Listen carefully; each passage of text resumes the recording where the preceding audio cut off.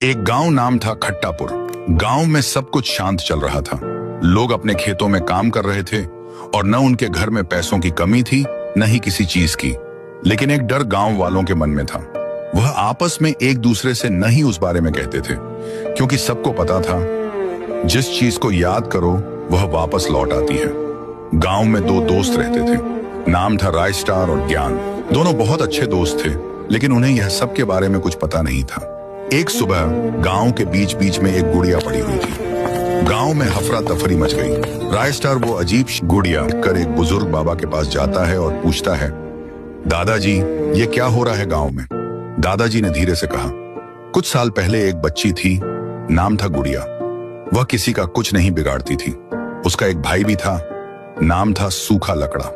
दोनों अपना जीवन मस्त जी रहे थे, लेकिन सूखा लकड़ा एक लकड़ी सा इंसान था।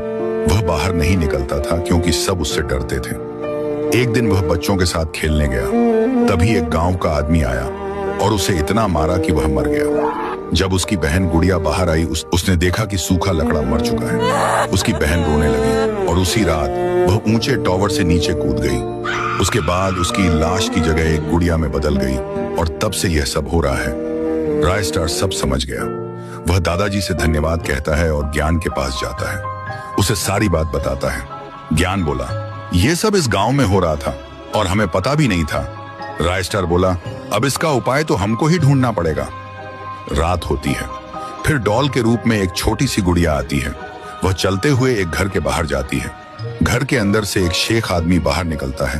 तभी वह मर जाता है। अगली सुबह उसकी लाश की जगह एक डॉल थी।